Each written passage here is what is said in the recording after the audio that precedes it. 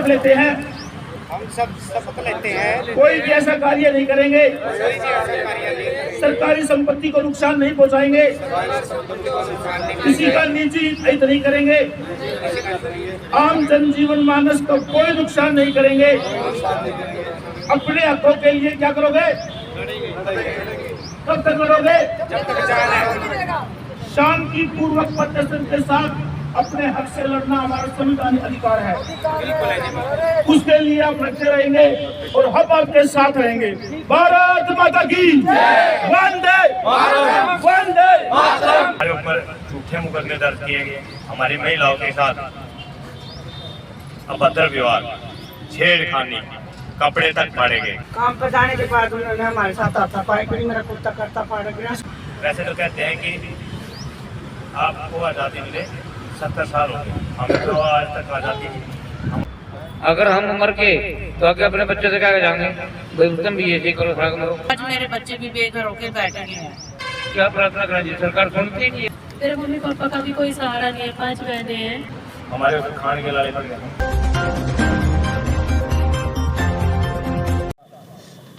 समाचार जारी हिंदी न्यूज में आपका स्वागत है।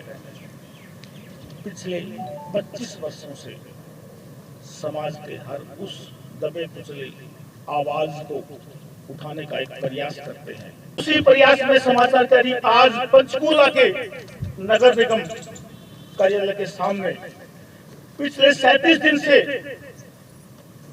बैठे हुए सफाई कर्मचारी जो बताते हैं, मैंने अभी इनसे बात की है, पिछले लगभग 3-4 महीने जनवरी फरवरी के आसपास पंचकूला नगर निगम ने पंचकूला को पेरिस बनाने के सपने लेकर एक ऐसा कार्य किया है। विकास के नाम पर उन लोगों का जो पिछले लगभग 25-30 वर्षों से अपने जीवन को चला रहे थे, उनके पूर्वज इस कार्य को करते आ रहे थे, उनके रोजगार पर, उनके पेट पर लात मारने का कार्य किया गया है। लगभग 1600 लोग ऐसे हैं जो नगर निगम के इस कार्य से बेरोजगार हो गए हैं। दोस्तों, समाचार जारी टीम आज आपके बीच में बैठी हुई है। आपके हकों की लड़ाई, आपके रोजगार की लड़ाई समाचार जारी लड़ेगी। हम कोई कोर्ट नहीं है, जज नहीं है। हम आपकी आवाज को उन कानों तक पहुंचाएंगे जहां तक पहुंचानी आवश्यकता है। अब मैं आपसे प्रार्थना करूंगा, फोन रिकॉर्ड एक बार आप सब, आपकी समस्या क्या है, आप स्वयं अपनी जबान से आप लोगों के बीच में आपके साथ क्या क्या घटनाएं घटी हैं, तरतीब आई आप बताएंगे। आपका नाम भाई साहब? मंजू कुमार है मेरा नाम। मंजू कुमार जी, आप यहाँ कब से बैठे हैं? हम पिछले 5वें महीने की 6 तारीख से बैठे हैं। ऐसा है कि जैसे कि हम नगर निगम में डोर टू डोर पंचकूला में हम door to door garbage collector का काम करते हैं। हमारी कम से कम भी 3-4 पीढ़ियाँ खत्म हो चुकी हैं ये कार्य करते करते। सरकार ने आज तक ना तो हमसे कुछ लिया है, सिर्फ हमसे लिया है। आज तक कोई भी हमें मतलब कि ऐसा समझा जाता है कि इनका तो कोई रोल ही नहीं। जैसे कि किसी को किराए पे ले आके छोड़ देते हैं ना, किराए काड़े का भी एक वो होता है। हमें समस्या ये जनवरी फरवरी से आ रही है, क्योंकि इन्होंने सीधा टेंडर पूजा इंटरप्राइज को दे रखा है, जिसमें कि हम गार्बेज का काम करते थे। कम से कम 30-35 3 पीढ़ियाँ जुड़ चुकी हैं हमारी। और आज हमें ऐसे कर दिया कि 2 महीने पहले कि जैसे दूध में से मक्खी निकाल देते हैं, और हमें ये बोल दिया कि आप अपने घर जाओ, हमें आपको नहीं चाहिए।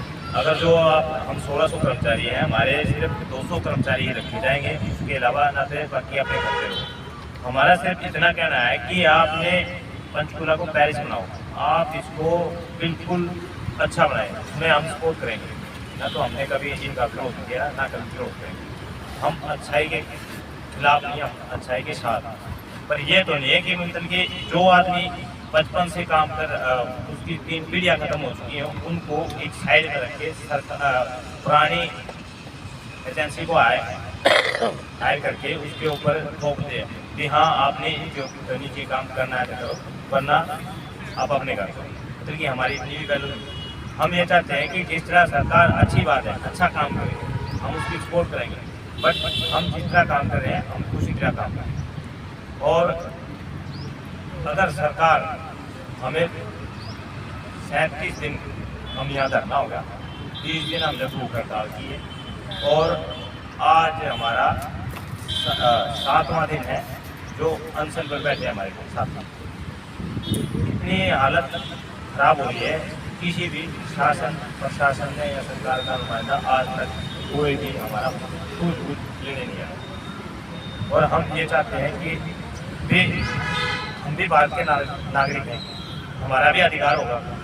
वैसे तो कहते हैं कि आपको आज़ादी मिले 70 साल हो गए, हमें तो आज तक आज़ादी, हम आज़ाद को ही घूमते कौन से आज़ाद। और हमारे ऊपर झूठे मुकदमे दर्ज किए गए, हमारी महिलाओं के साथ अभद्र व्यवहार, छेड़खानी, कपड़े तक फाड़े गए, आज तक उन पे कोई कार्रवाई नहीं। हमारे ऊपर कम से कम भी 10-12 मुकदमे, हमारे लोगों के ऊपर 6 मुकदमे मेरे ऊपर हो रहे हैं, फिर भी हम किस बात के मुकदमे किए गए हैं? सिर्फ और सिर्फ 186-353। ये कहते हैं कि आप सरकारी काम में बाधा पहुंचाते हो, ये कहते हैं कि आप हमारी गाड़ियों को रोकते हैं, इसमें ये सरकार का काम है, आप सरकार का काम है बाधा पहुंचा रहे हैं। बस ऐसा किया आपने? हम क्यों करेंगे सर? हमारे ऊपर खाने के लाले पर हम क्यों ऐसा करेंगे? एक हमारे सुबह जाते हैं, शाम को जो हम सुबह समेट के लेते हैं तो शाम को ये सोचते हैं कि हम अपने बच्चों को अच्छा खान पान को, हम कोर्ट कचहरी जाने से अच्छा हमें ये अच्छा लगता है कि हम अपने साथ यहाँ बैठे हैं। जी, आपका नाम क्या है? काशी है। हम काम पर गए थे, अच्छा जी, काम पर जाने के बाद उन्होंने हमारे साथ हाथापाई करी, मेरा कुत्ता करता फाड़ गया। किस बात पे? मैंने ये बोला कि मेरी लैंड से कूड़ा मत ले। वो कहने लगे कि हम तो सारा कूड़ा लेंगे, चल तू भाग जाएगा। जो गाड़ी पे कूड़ा लेके आते हैं उनके साथ आपकी कहा सुनी हुई? बस कुछ इतनी बात बोली थी, मैंने और कुछ नहीं बोला।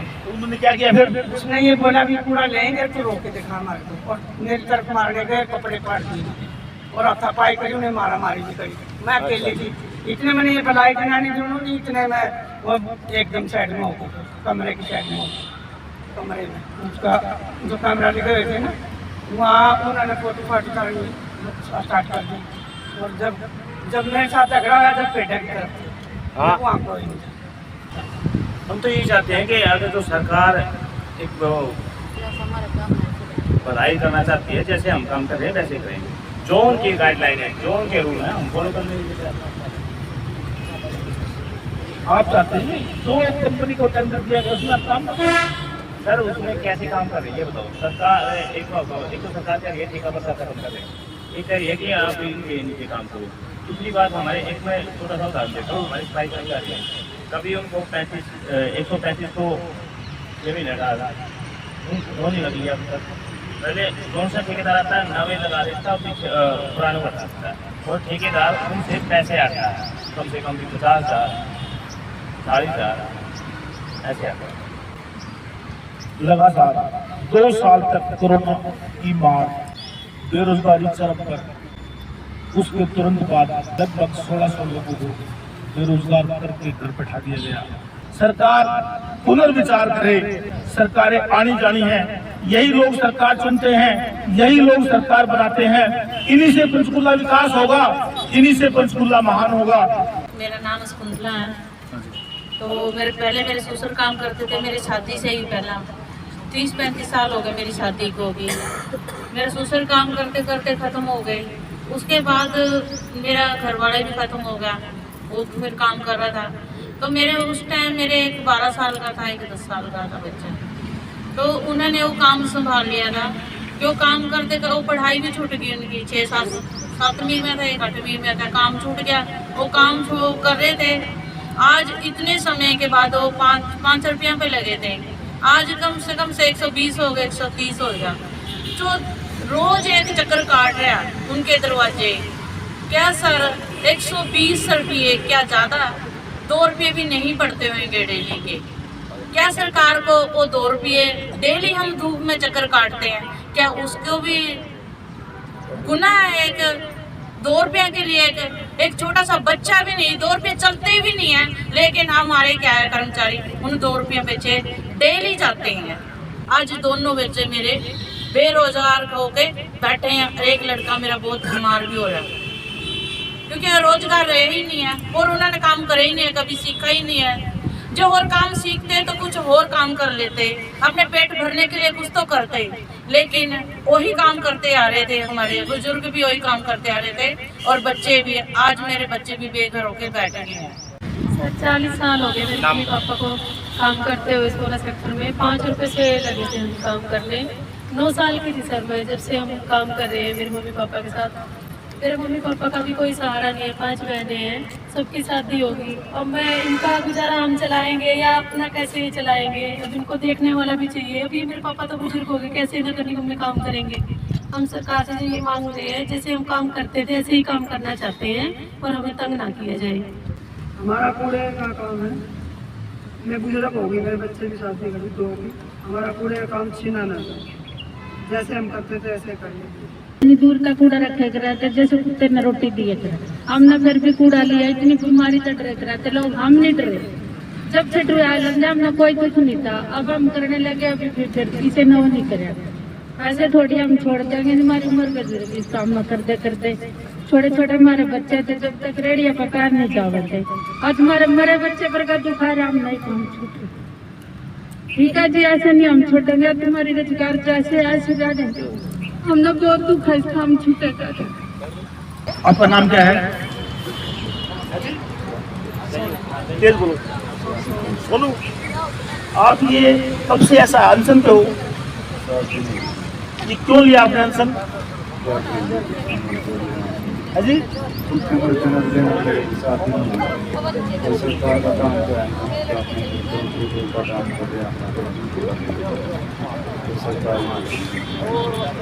अनशन से आपकी जान चली गई तो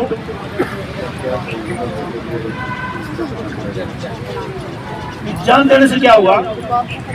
सरकार माननी दे रही है, उसका दे रही है, ठेकेदार को उनके पैसे दे रही है, सरकार के पैसे दिए अपने घरों से दे देते यार अपना काम। अब ये कब तक आप रहेंगे ऐसे?